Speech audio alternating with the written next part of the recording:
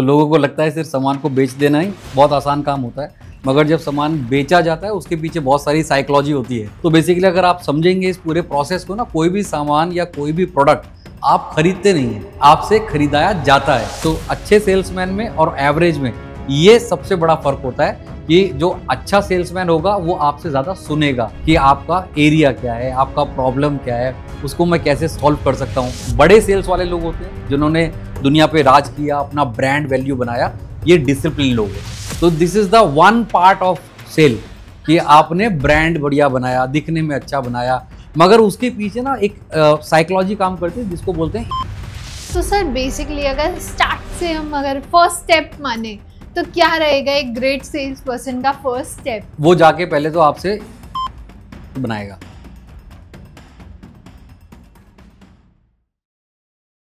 Hello and welcome everyone.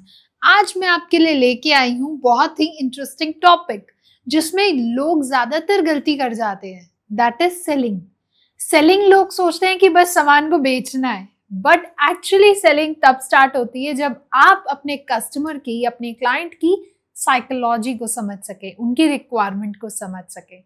तो आज हम बात करेंगे understanding the psychology of selling. Understand people before selling to them. उनकी साइकोलॉजी, उनकी मेंटल हेल्थ को आप देखिए, आप उनकी एक्चुअली इंटेंशंस, क्या वो उस चीज को चाहते हैं, नहीं चाहते, और किस इंटेंशन पे चाहते हैं, आप उनकी साइकोलॉजी को समझिए एंड देन उसको पिच करिए। आज जो हमें इसे समझाने जा रहे हैं, बताने जा रहे हैं, वो है मनोज शर्मा जी, जिन्होंने अपने 26 साल के एक्सपीरियंस में काफी लोगों को ट्रेन किया है in communication, leadership and sales. तो चलिए सर से बात करते हैं। वेलकम सर, कैसे हैं आप? बहुत अच्छा हूं मैं। तो सर, साइकोलॉजी ऑफ सेलिंग, ये जब टॉपिक सुना था आई वॉज वेरी क्यूरियस, क्योंकि ये एक ऐसा टॉपिक है हर कोई उस पर पकड़ नहीं बना सकता। तो आप उस पे क्या समझते हैं? ये वैसा ही है जैसे कि लोगों को सिर्फ बेचना समझ आता है सिर्फ, तो लोगों को लगता है सिर्फ सामान को बेच देना ही बहुत आसान काम होता है, मगर जब सामान बेचा जाता है उसके पीछे बहुत सारी साइकोलॉजी होती है। तो ये बहुत सारी चीज़ों का समावेश एक सेल होती है। तो सिर्फ ऐसा नहीं है कि आप सामान लेने गए। तो बेसिकली अगर आप समझेंगे इस पूरे प्रोसेस को ना, कोई भी सामान या कोई भी प्रोडक्ट आप खरीदते नहीं है, आपसे खरीदाया जाता है। बिल्कुल सही। तो ये साइकोलॉजी ऑफ सेल होता है जिसमें साइकोलॉजी को पूरा यूज किया जाता है कि आप कैसे सामान को खरीदेंगे, क्यों खरीदेंगे, उसकी आपको जरूरत नहीं भी है तब भी आप खरीदेंगे। एग्जैक्टली। जब आप मॉल में जाते हैं तो काफी ऐसे सेल्स पर्सन होते हैं, वो ऐसी ऐसी चीजें आपको पिच करते हैं जिनकी आपको रिक्वायरमेंट भी नहीं है, और आप उनकी बस बात सुन के इतना खो जाते हैं कि आप वो सामान ले आते हैं, और फिर घर जाके आपको रियलाइज होता है कि एक्चुअली मुझे तो इसकी नीड थी नहीं। होता वैसे ही है बिल्कुल, क्योंकि नॉर्मल सेल्स लोगों को दिखाई नहीं देती है कि बैकएंड पे किस तरह का एक मैन्युपुलेशन चलता है या किस तरह का ट्रिक्स एंड ट्रिप्स को यूज किया जाता है इस किसी भी प्रोडक्ट को सेल करने के लिए।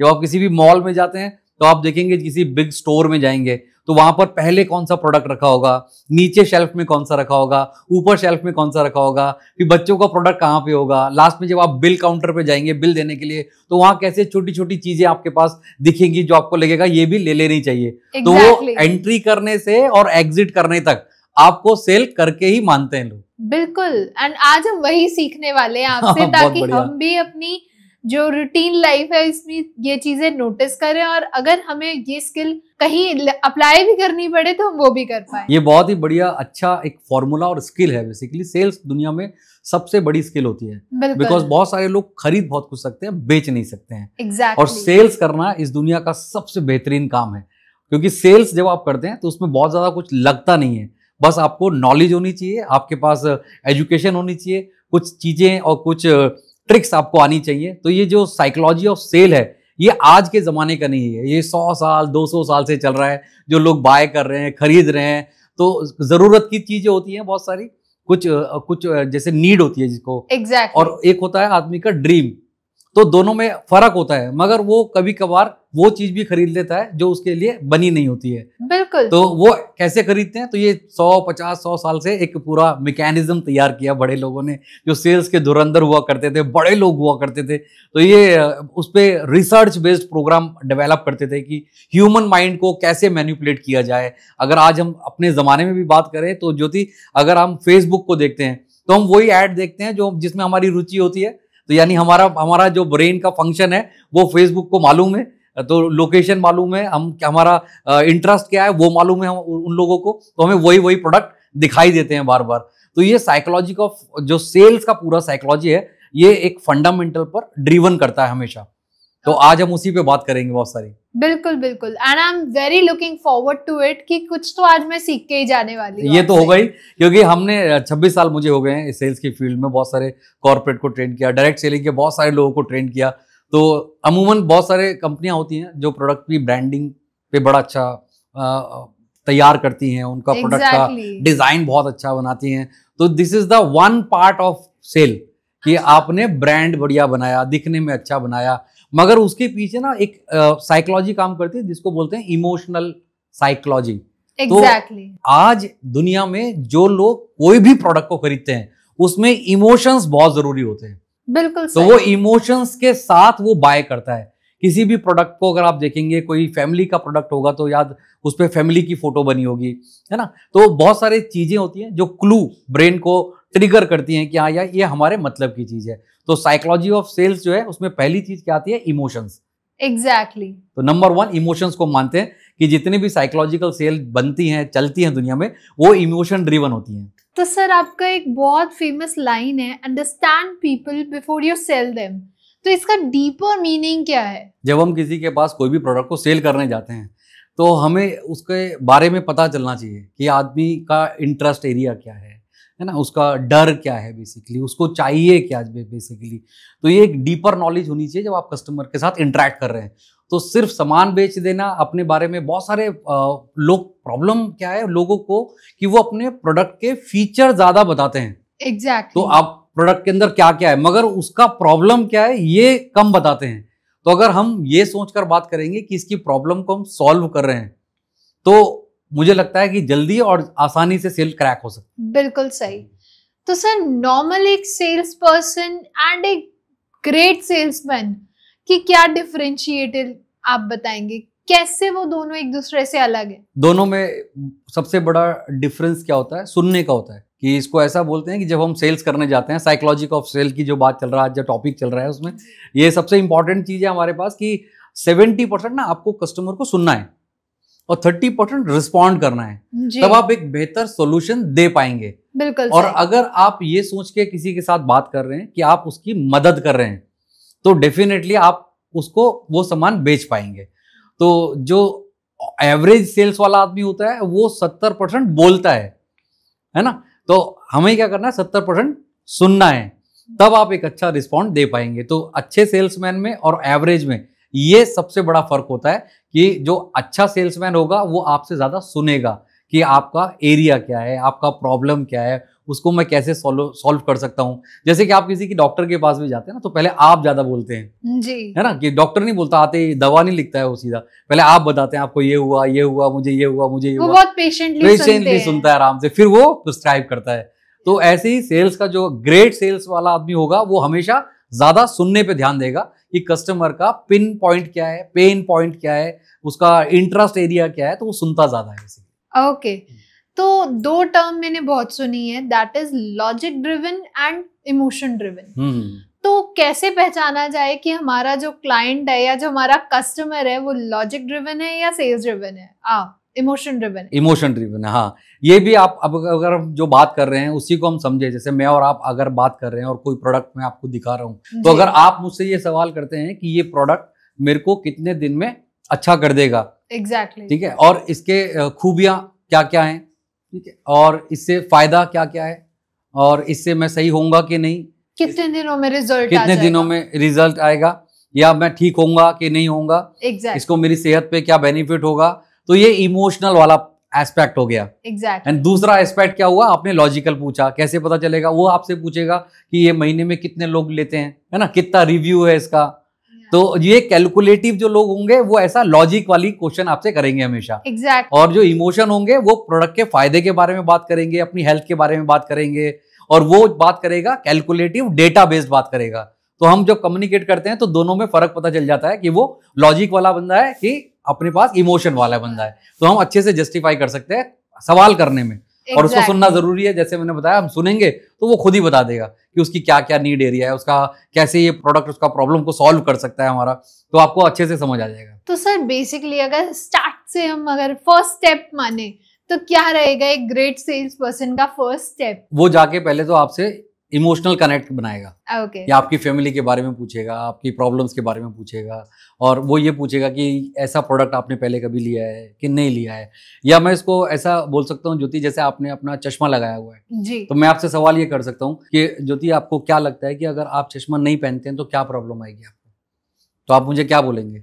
विजिबिलिटी नहीं होगा, ये ऐसा होगा, वैसा होगा, सर दर्द होगा। Exactly. तो फिर मैं अगर चश्मा सेल करने वाला हूँ तो बोलूंगा कि मेरे पास एक अच्छा चश्मा है जिससे ये बेटर हो सकता है। तो अभी आपको समझ आ जाएगा कि हमें कहाँ पर किससे कितनी बात करनी है और कैसे प्रोडक्ट को पिच करना है अपने को। तो मुझे लगता है कि सबसे पहला काम तो एक आदमी को यही कर लेना चाहिए कि जो आपके पास प्रोडक्ट है उसकी खूबी के साथ कस्टमर को रिलेट कर देना है कि अगर आपके पास ये चीज नहीं है तो आपको कैसा फील होगा। तो ये इंश्योरेंस वाले बहुत करते हैं, बहुत पुराने कहानी भी है कि जब वो जाते हैं किसी के पास तो पहले जो घर का जो मेन आदमी होता है वो उसको यही बोलते हैं कि अगर ये नहीं हुआ दुनिया में तो ये घर कैसे चलेगा। तो ये साइकोलॉजिकल एक आदमी को पुश कर देता है कि हाँ यार ऐसा हो गया तो ऐसा कैसे होगा। फिर वो अपना बताता है कि अगर ये नहीं भी होते हैं तो ये इतने पैसे का आपका इंश्योरेंस होता है, आपकी लाइफ चल सकती है, आपका फैमिली चल सकती है। तो ये बहुत सालों से चल रहा है, जो लोग इसको ध्यान में नहीं रखते हैं कि ये हमारे साथ सेल्स हो रहा है बेसिकली, उसको लगता नहीं है। तो ये एक इंपॉर्टेंट एस्पेक्ट है। जब मैं जाऊंगा तो किसी के पास तो मैं इसी तरह से अपने किसी भी प्रोडक्ट को उसके दिनचर्या या उसकी लाइफस्टाइल से रिलेट करके बात करूंगा। बिल्कुल। तो सर एक गुड सेल्समैन की 3 ऐसी क्वालिटी जो उसमें होनी ही चाहिए जो उसको नॉर्मल एवरेज सेल्स पर्सन से डिफर करे। उसके अंदर क्यूरियोसिटी होनी चाहिए। पहले तो कोई भी काम करने जा रहा है वो, तो एवरेज वाला तो नॉर्मली काम करेगा, हुआ तो ठीक है, नहीं हुआ तो भी ठीक है, मगर ये क्यूरियोसिटी वाला आदमी होगा हमेशा। तो सेल्स वाला जो ग्रेट सेल्स वाला होगा उसके लिए बारिश नहीं होती है, गर्मी नहीं होती है, धूप नहीं होती है, तो वो इन सबको दूर करके चलता है। फिर उस जो ग्रेट सेल्स वाला आदमी होता है वो कॉन्फिडेंट बहुत होता है, तो उसके अंदर अपने अंदर एक कॉन्फिडेंस होता है कि हाँ मैं ये कर सकता हूँ। तो ये 3-4 चीजें जो होती हैं, एक विजनरी बहुत अच्छा होता है वो कि आज एक विजन के तौर पर काम करता हूँ। और ग्रेट सेल्समैन जो होते हैं वो डिसिप्लिन्ड होते हैं। अच्छा। और मुझे जो लगता है कि सेल्स में या दुनिया में आदमी को सफल होने के लिए बहुत सारे मोटिवेशनल स्पीकर भी हैं दुनिया में आज, वो मोटिवेट करते हैं आपको। मगर मोटिवेशन से जो पहला स्टेप होता है ना, उससे पहले वो डिसिप्लिन होता है, क्योंकि मुझे लगता है डिसिप्लिन जो है ना मेन इंपॉर्टेंट पॉइंट है आपकी सक्सेस के लिए। Exactly, it is the main ingredient आप कह सकते हैं। अगर मैं किसी ने बोला कि आपको वेट लॉस करना है और ये प्रोडक्ट खाना है, तो सबसे पहले तो घूमने जाना है, और चाहे घूमने जाने के लिए सुबह 5 बजे भी उठना है, तो पहले तो डिसिप्लिन आएगा, फिर मोटिवेशन आएगा। तो डिसिप्लिन जो बड़े सेल्स वाले लोग होते हैं जिन्होंने दुनिया पे राज किया, अपना ब्रांड वैल्यू बनाया, ये डिसिप्लिन लोग होते हैं। तो डिसिप्लिन, क्यूरियोसिटी, विजन ओरिएंटेड होते हैं कि हमारा, और उनका एक फ्यूचरिस्टिक टारगेट होता है कि, और वो शॉर्ट टर्म टारगेट लेते हैं हमेशा कि पहले दिन, आज के दिन क्या किया, दूसरे दिन क्या किया, 1 महीने में क्या किया। तो इस तरह के 4-5 खूबियां उनके होती ही होती है। ओके। तो सर आप इतने लोगों को सेल्स में ट्रेनिंग देते हैं, आप ऐसे क्या क्वालिटीज उनमें देखते हैं या क्या तराशते हैं जो वो जब आपसे आपकी इंटर्नशिप या आपकी ट्रेनिंग से बाहर जाते हैं तो they will become a great sales person? मैं उसको पहले उसको खुद को बेचना सिखाता हूँ। अच्छा। कि आप अपने आप को मुझे सेल क्यों करो, कि मैं आपको क्यों हायर करूं। मैं मेरे साथ आप काम कर रहे हो, तो अगर मेरी और आपकी फ्रीक्वेंसी खराब होगी तो अपन लोग काम भी नहीं कर पाएंगे। तो पहला बेसिक आदमी एक्चुअली सीख के तो नहीं आता, मगर कुछ सिम्टम्स तो उसके दिखाई दे जाते हैं।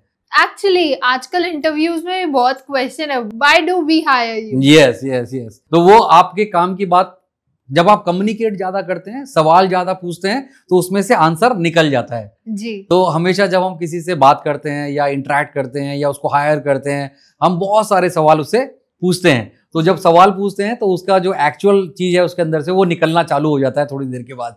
तो अब उसमें से हम उसको सेलेक्ट कर लेते हैं कि हाँ इस पॉइंट पर ये आदमी काम का है हमारे, तो उसको हम ग्रेट सेल्समैन बनाने की तैयारी में फिर लग जाते हैं। तो सर सेल्स की तो हमने बेसिक बहुत सारी बातें कर ली, एक चीज और मुझे आपसे जाननी है कि इमोशनल ड्रिवन सेल्स कैसे होती है, कुछ अगर आप एग्जाम्पल दे पाए हमें समझाने के लिए। आप ये समझिए ज्योति की जब दिवाली आने वाली है जैसे जी, तो आपने एक बड़े ब्रांड की चॉकलेट कंपनी है उसका एड देखा होगा जी, है ना, खुशियों की दिवाली। बिल्कुल। तो एक फैमिली रिलेशन टर्म उस एड में दिखाया जाता है कि आप जा रहे हैं उसी कंपनी का ब्रांड का पैकेट लेके जा रहे हैं, चॉकलेट वाला लेके जा रहे हैं। तो अरे आप समझ रहे हैं मेरी बात को कि वो किस तरह से इमोशनली उसको कनेक्ट करते हैं फैमिली के साथ, इन्फ्लुएंस करते हैं। एक बहुत बड़ा ब्रांड है तनिष्क, और उसने जब अपना ज्वेलरी का ब्रांड है, मगर जब रक्षाबंधन आता है तो वो अपना एक बहन भाई का बंधन के ऊपर एक बात करते हैं कि बहन बहन का बंधन कैसा होता है। तो एक इमोशनल ड्रिवन एड आपके सामने आता है। और जैसे मैंने पहले भी बताया कि इस दुनिया में कोई भी सामान आप खरीदते नहीं है, आपसे खरीदवाया जाता है। एग्जैक्टली आजकल अगर हम एड की बात कर रहे हैं तो एक चीज और मैं आपको बताऊंगी कि जब हम स्कूटी की बात करते हैं, हम स्कूटी नहीं बोलते, हम सीधा कहते हैं एक्टिवा लेने जा रहे हैं। एक दिमाग में एक इमेज को प्रिंट कर दिया है। नूडल्स की बात करें तो मैगी आ जाती है। तो ऐसा ब्रांड वैल्यू कैसे क्रिएट होती है? अब ब्रांड वैल्यू ऐसे क्रिएट होती है, हम नमक खाते हैं, देश का नमक, टाटा नमक, देश का नमक। तो अब आपके पास भारत है, देश है, इमोशंस हैं, तो आप उससे कनेक्ट हो जाते हैं, ठीक है ना। तो ये सारी चीजें ना बनाई जाती हैं। एक लड़की की शादी होने वाली होती है, वो ज्वेलरी का एड देखती है, उसको लगता है मैं भी ऐसी दिखूंगी, वो लहंगा पहनती है, उसका ड्रेस होता है तो उसमें एक मॉडल चल रही होती है, वो सब देखा जाता है। अपैरल का ब्रांड आ जाता है, उसको लगता है कि हाँ ये मेरे लिए ही है। और जबकि प्रोडक्ट अगर कॉस्मेटिक की बात करें या मेकअप की बात करें शादी में, तो वो 5,000 का भी होता है, 50,000 का भी होता है, 5 लाख का भी होता है। बिल्कुल मगर इस तरह से उसको प्रेजेंट किया जाता है साइकोलॉजी तौर पर कि वो उसकी जरूरत बन जाती है कि यही होना चाहिए मेरे पास। तो जो चॉकलेट वाला बताया, देश का नमक बताया, रिन का एक बहुत बड़ा एड था, सफाई वाला, सबको सफाई करना है, गंदगी की सफाई करनी है। तो बहुत सर्फ एक्सेल, दाग अच्छे हैं, 2 बहन भाई होते हैं स्कूल, ये एड अगर आप याद करेंगे तो उसकी छोटी सी बहन स्कूल से आ रही होती है, तो वो पाँव में गिर जाती है तो उसको मिट्टी लग जाती है, तो उसका भाई छोटा सा होता है, वो उस मिट्टी में कूद जाता है कि तूने मेरी बहन को मारा, तूने मेरी बहन को मारा। और ऐसे मारते मारते खुद भी सारा गंदा हो जाता है और फिर अपनी बहन को बोलता है देख इसने सॉरी बोला है अभी। तो वो ऐसा इमोशनल बाउंड बना देते हैं, इमोशनल कनेक्ट करते हैं। That's psychology of sales. तो सेल्स में ट्रस्ट और रिलेशन बिल्डिंग का बहुत इंपॉर्टेंट रोल बताया गया है, तो वो कैसे होता है? आप इसको ऐसा मानिए, बहुत सारे लोग अगर आप देखेंगे कि इंश्योरेंस पॉलिसी एक आदमी से सालों साल से ले रहे हैं। एग्जैक्टली एक ही आदमी से ले रहे हैं जी। और एक ही आदमी से क्यों ले रहे हैं? क्योंकि उसने जब इंश्योरेंस फर्स्ट टाइम बेचा तो उसने ट्रस्ट को सेल किया। तो किसी ने बहुत बढ़िया बात बोली है कि प्रोडक्ट सेल होने से पहले आपका ट्रस्ट सेल होता है। एग्जैक्टली तो अगर आप अपना ट्रस्ट सेल कर पाए तो वो जो कस्टमर है वो आपका लाइफ टाइम का कस्टमर होता है। बिल्कुल तो सही। जो शॉर्ट टर्म प्ले करते हैं, जो शॉर्ट टर्म सेल करना चाहते हैं, वो इन सब बातों पर ध्यान नहीं रखते हैं। तो ट्रस्ट क्या करता है? आपका एक रिलेशनशिप बॉन्ड को तैयार करता है कि उनके घर में कोई भी समस्या आई तो वो आप ही को कॉल करने वाले हैं। बिल्कुल तो ऐसा होता है, पॉसिबल है।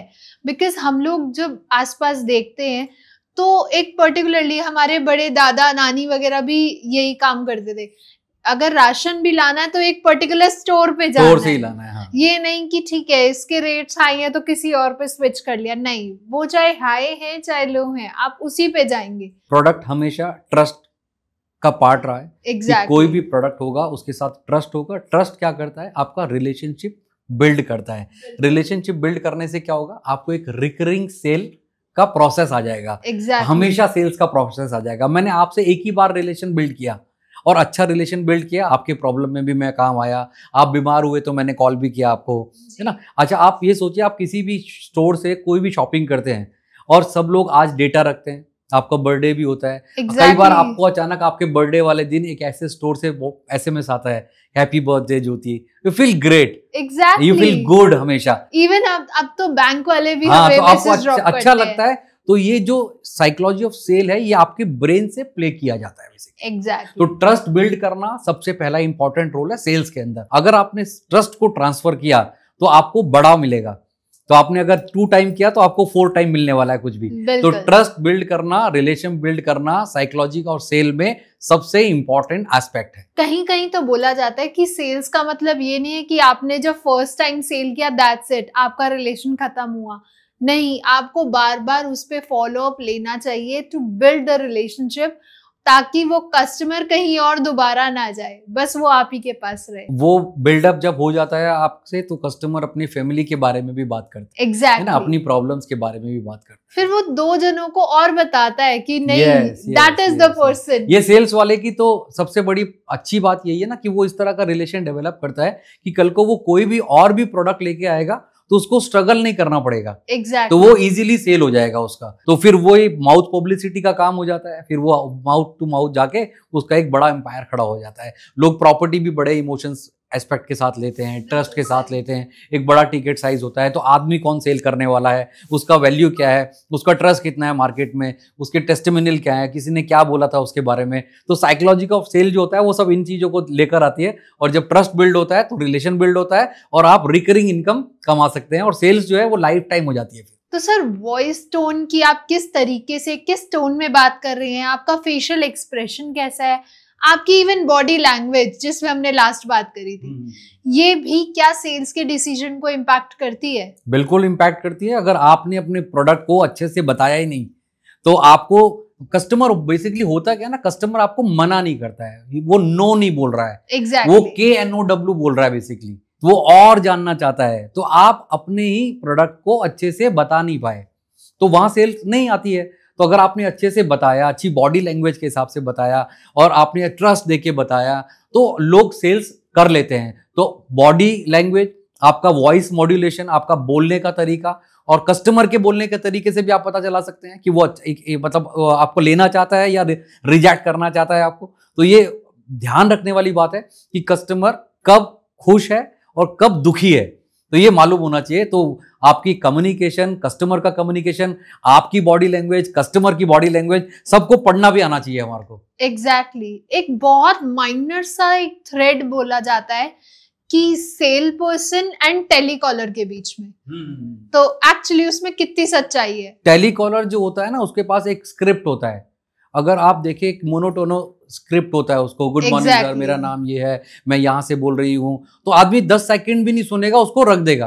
बिल्कुल ठीक है ना। आपने जब ग्रीट किया, हाय ज्योति कैसे हैं आप, और जैसे ही ऐसा आपको किसी ने पूछा, आपको ब्रेन अलर्ट करेगा कि कोई जानने वाला है शायद। एग्जैक्टली तो ये सब साइकोलॉजी ऑफ सेल होता है। जो 90% टेलीकॉलिंग वाले लोग जो मिस्टेक करते हैं वो एक रैंडम स्क्रिप्ट जो इंडिया में हर दूसरा आदमी बोल रहा है और हर 1 मिनट के बाद कॉल आ रहा है, वो सेम पिच पे रहता है। तो उसको ऐसा लगता है कुछ रोबोटिक बात हो रही है। तो इंटरेस्ट क्रिएट नहीं होता, तो 10 सेकंड के अंदर, 5 सेकंड के अंदर कॉल को ब्रेक कर देता है। तो सर एक बहुत चीजें हमने बहुत जल्दी नोटिस करते हैं और इवन बहुत फ्रीक्वेंटली भी देखते हैं कि लोग फॉलोअप के लिए बहुत ज्यादा पुशी हो जाते हैं, नहीं मैम अभी बता दीजिए आप। तो एक्चुअली वो एक अननोइंग पार्ट में आ जाता है और लोग उन्हें इग्नोर करना स्टार्ट कर देते हैं। तो ऐसा क्या करें वो लोग जो उनके फॉलोअप्स हैं वो अननोइंग ना हो? मैंने बोला कि जब आप फॉलोअप करेंगे ना तो आपको वो बात ध्यान में रखना है कि आप जब खरीद रहे होते हैं तो आपके साथ क्या व्यवहार होता है जी। तो अगर आप वैसा सोच के किसी को कॉल करेंगे ना कि आपको कॉल किया जाए तो आप क्या रिस्पॉन्ड करेंगे या आप क्या सुनना चाहते हैं, तो आपको कैसा सुनना पसंद आएगा, तो सामने वाले को भी वैसा सुनना पसंद आएगा। तो कई बार हम बहुत सारे कॉल करने लग जाते हैं। तो ये आपको क्या करना है ना, लिमिटेड कॉल करना है। और जब भी आपने कोई भी प्रोडक्ट उसको सजेस्ट किया, उसी का फॉलोअप करेंगे तो उसके बारे में थोड़ा अपडेट दे दीजिए कि अभी सर ये अपडेट चल रहा है हमारी कंपनी में, मैंने सिर्फ इसीलिए फोन किया है कि मैं आपको ये जानकारी दे दूं, तो मैं आपको 2 दिन बाद फिर फोन करता हूँ। तो ऐसे करके ना डेली कॉल नहीं करना है, थोड़ा ब्रेक देना है, थोड़ा स्पेस देना है उसको भी समझने का, सोचने का। तो उसको लगेगा कि हाँ यार बात सही है, ले लेते हैं। तो जब भी 2 या 3 बार कॉल करेंगे आप या बात करेंगे तो कोई ना कोई नई चीज उसको बताइए कि आज हमारे पास ये ऑफर है, या आज इस प्रोडक्ट का ये बेनिफिट नया आया है, या कुछ लोगों को इस प्रोडक्ट को लेने के बाद ये बेनिफिट हुआ है। कोई टेस्टिमोनियल भेजिए, कोई टेस्टिमोनियल वीडियो भेजिए उसको। इस तरीके से फॉलोअप कीजिए बजाय कि कॉल पे कॉल करने के। एग्जैक्टली क्योंकि लोग जब कॉल करते हैं वो उसी चीज पे, इवन जब लास्ट हमारी कम्युनिकेशन या कन्वर्सेशन हो रखी होती है वो भी लोग भूल जाते हैं कि एक्चुअली बात हुई किस पे थी। तो वो ज्यादा अनोइंग लगता है एंड क्लाइंट जिसको खरीदना भी होगा ना वो भी नहीं खरीदता है, क्योंकि उसने पहले जब बात शुरू हुई थी तो उसने अपना ट्रस्ट रिलेशनशिप बिल्ड ही नहीं किया था। बिल्कुल। अगर आपके साथ किसी ने ट्रस्ट को, रिलेशनशिप को बिल्ड कर लिया होता तो जब उसका कॉल दोबारा भी आता आप अच्छे से उठाते उसका और अच्छे से आंसर देते। तो उसको पहली बारी में उसको अच्छा नहीं लगा था आपसे बात करना ना, तो क्योंकि ट्रस्ट नहीं था, रिलेशनशिप नहीं था, आपने उससे कुछ पूछा नहीं था, उसकी प्रॉब्लम को नहीं समझा था। तो प्रॉब्लम समझा होता और आपका कॉल जाना प्रॉब्लम को सॉल्यूशन देना जैसा लगना चाहिए उसको, तो वो डेफिनेटली आपकी बात करेगा। अब रहा नहीं जाता और एग्जाम्पल से समझते हैं कि एक्चुअली सेल्स कितनी इम्पैक्टफुल हो सकती है किसी क्लाइंट के पर्पज से। अगर हम बात करें कि लेट सपोज मैं कहीं जाती हूँ कुछ सामान खरीदने, तो सेल्स पर्सन मुझे कैसे इन्फ्लुएंस कर सकता है, एक गुड सेल्स पर्सन? वाह, वेरी गुड। आपने ये ऐसा सवाल किया जो बहुत सारे सालों से चल रहा है और लोगों को पता भी नहीं चलता है। बिल्कुल सही। और उनके साथ सेल्स हो जाती है और वो जितना पैसा खर्च करने जाते हैं उससे 2 गुना ज्यादा पैसा खर्च करके आते हैं। Exactly. तो आपने ऐसा भी देखा होगा कि जब आप किसी भी ज्वेलरी शॉप में जाएंगे तो आजकल तो एक लग्जरी आपको फील कराते हैं। पहले तो Exactly. आइए दीदी बोलते हैं, आइए दीदी बैठिए, आप कॉफी पियेंगे, आप कोल्ड ड्रिंक पियेंगे। आप बोलोगे नहीं दीदी कोल्ड ड्रिंक तो पी लीजिए, गर्मी बहुत थी, आपके सामने कोल्ड ड्रिंक पेश कर देंगे। You want to have something, आपको कुछ चाहिए, आपको बोले नहीं नहीं मुझे कुछ नहीं चाहिए, तो कुछ खिलाने को भी दे देंगे आपको। फिर अच्छा आपको क्या पसंद है, आपको क्या लगता है, क्या लेने आए हैं आप बोलेंगे नोज पिन, ईयर रिंग कुछ लेने आए हैं, तो 20 डब्बे खोल देंगे आपके सामने। बिल्कुल। अब जब ये सब चीजें प्रोसेस हो रहा होता है तो आदमी का ह्यूमन साइकोलॉजी जो है ना वो ट्रिगर हो रही होती है कि यार इतना सब कुछ मेरे साथ हो गया है, अब मुझे आई शुड बाय समथिंग। अब शुड बाय समथिंग का मतलब ये बहुत छोटा नहीं खरीदोगे आप, पहली बात तो अब आपकी प्रेस्टीज इशू आ जाता है। तो जब आप प्रेस्टीज इशू को कनेक्ट कर देते हैं तो कस्टमर सेल मतलब ले ही लेता है कुछ ना कुछ। एग्जैक्टली। एक और एग्जांपल, ज्वेलरी स्टोर नहीं करता है, ये आजकल हर स्टोर करने मैं लगा आपको है। पुरानी कहानी भी बताता हूँ ना, ये तो अभी अपग्रेड वर्जन है। आप पुराने जमाने अपनी मम्मा के साथ, अपनी दादी के साथ कभी भी किसी भी पुराने साड़ी वाले की दुकान पे जाइए, तो साड़ी वाला क्या करेगा, आइए नमस्ते बहन जी, नमस्ते दीदी, बैठिए, और आपके सामने 50 साड़ियां फटाफट पूरी खोल देगा। अब इतनी लेंथ की साड़ियां आपके सामने खुल गई हैं, 10, 20, 15, बोलो नहीं मैं देख के बताती हूँ, देखते रहिए दीदी कोई दिक्कत नहीं है, नहीं फोल्ड हम कर देंगे, आप बस चूज करिए। आपको देखने के पैसे थोड़ी लगते हैं। तो अब 15-20 साड़ियां खुल गई, चाय भी आप पी चुके हो, तो डेफिनेटली आप बाय करेंगे और लेके जाएंगे। तो ये जो साइकोलॉजी और सेल है ये आज से नहीं है, ये बहुत पुरानी ट्रिक्स हैं, मगर हमें मालूम नहीं होता कि ऐसा हमारे साथ हो रहा है बेसिकली। तो जैसे मैंने बताया कुछ चीज आप खरीदते नहीं है, खरीदाई जाती है आपसे। एग्जैक्टली। एंड जैसे अभी दिवाली आ रही है या कोई भी ओकेजन आ रहा है, तो बेसिकली सेल्स पर्सन, दीदी अगर आप 2 साड़ी खरीदेंगे आपको इतने % का डिस्काउंट भी मिल जाएगा। अच्छा, बड़े लोग और क्या करते हैं, जो बड़ी कंपनी है, आप रोलेक्स की घड़ी लेने जाइए, आप जब जाएंगे, if you have a money also, अगर आपका पैसा है भी जी, आपके पास 10 लाख भी है, 20 लाख भी है, आप जाएंगे रोलेक्स की घड़ी लेने के, वहां पर शोरूम में लगी होगी रोलेक्स, आप बोलेंगे मुझे बाय करनी है, वो कहेगा सर अभी अवेलेबल नहीं है, 3 महीने का वेटिंग है, 6 महीने का वेटिंग है। वो ऐसा बोल देते हैं।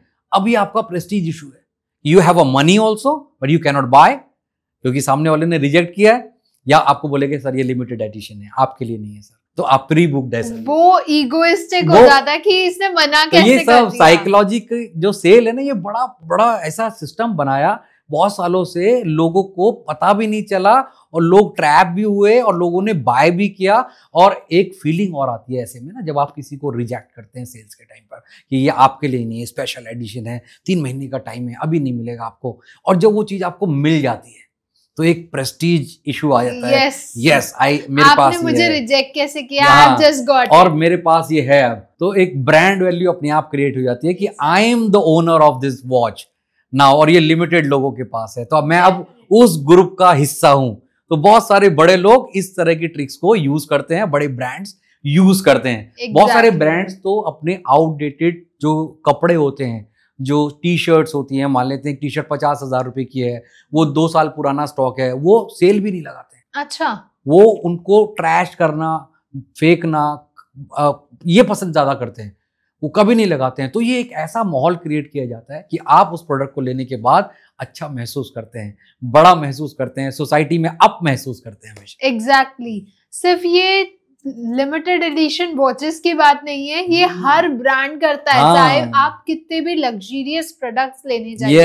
यस। इवन अब तो मेकअप आर्टिस्ट भी बहुत, अगर हम रिटेल सर्विस या सर्विस इंडस्ट्री की बात करें तो भी वो लोग बिल्कुल कि ma'am this is a high class package, ये आप अभी इसको रहने दीजिए, आप नॉर्मल वाला ले लीजिए। यस। वो डिफरेंस इस तरह का कंटेंट राइट भी ऐसा करते हैं ना, ये बेसिक, नॉर्मल, प्रीमियम, लग्जरी, तो आप लग्जरी और प्रीमियम के बीच में से ही ले लेंगे। आप उससे पहले वाला नॉर्मल ऑर्डिनरी बेसिक वाले में जाएंगे ही नहीं। एग्जैक्टली और नीचे स्पेशली फॉर वीवीआईपी ये सब ट्रिक्स होती हैं जो लोगों को पता नहीं होती है। तो साइकोलॉजी ऑफ सेल्स में आता है, जिसमें एक ट्रैप होता है, उसमें सब लोग चले जाते हैं।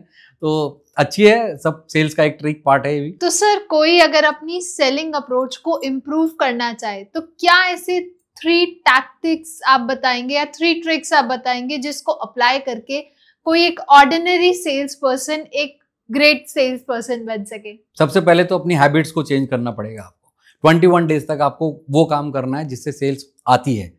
तो आपको बुक्स पढ़नी है सबसे पहले। तो साइकोलॉजी ऑफ सेल्स के ऊपर बहुत सारी बुक है, ब्रेन ट्राइसी की भी बुक है जिसको आप पढ़ सकते हैं, उसमें से नोट्स बना सकते हैं, उसमें से आप समझ सकते हैं कि कैसे सेल्स होती है, अपने आजू बाजू देख सकते हैं कैसे सेल हो रहा है। आप कोई खरीदने गए, बहुत सारी लर्निंग चीज़ें आपको हैं। जब आप कोई भी सेल करने जाते हैं, जब लेने जाते हैं कुछ सामान, बाय करने जाते हैं, तो सेल्समैन आपसे कैसे बात कर रहा है, वो आपको कैसे बेच रहा है, वो कैसे आपको पिच कर रहा है। तो you have to learn so many things. बाकी हमारे पास तो ट्रेनिंग का भंडार है, हम लोगों को ट्रेंड ही करते हैं। तो उसके लिए आप हमारे पास भी आ सकते हैं, द चैंपियंस फैक्ट्री का पार्ट भी बन सकते हैं और सीख भी सकते हैं। तो सर इतनी सारी बातें करी, इतना मजा आया हमें कि आई डोंट थिंक ये पॉडकास्ट पूरा कंप्लीट भी हो गया, पता ही नहीं चला। सही बात है। तो सर जाते जाते आप उन एंटरप्रेन्योर्स और हमारे जो सेल्स प्रोफेशनल हैं उनको क्या मैसेज देना चाहेंगे जब हम बात करें पीपल ओवर प्रोडक्ट की? तो मेरे को लगता है कि उनके लिए बहुत अच्छी एक टैग लाइन में दे सकता हूँ कि सुनो, समझो और समाधान दो। तो अच्छे से सुनो, फिर समझो, और उसका समाधान आप अगर दे पाए तो आप ग्रेट सेल्समैन बन सकते हैं। Okay, thank you so much. And अगर आप लोगों को ये पॉडकास्ट पसंद आया हो, हमारी कॉन्वर्जेशन पसंद आई हो, तो do not forget to like, share, comment and subscribe the channel. And अगर आपके कोई क्वेश्चन है, कोई सजेशन है, प्लीज हमें कमेंट सेक्शन में बताइए। हम अपकमिंग वीडियोस में उन्हें जरूर कवर करेंगे। तब तक के लिए thank you sir. Thank you.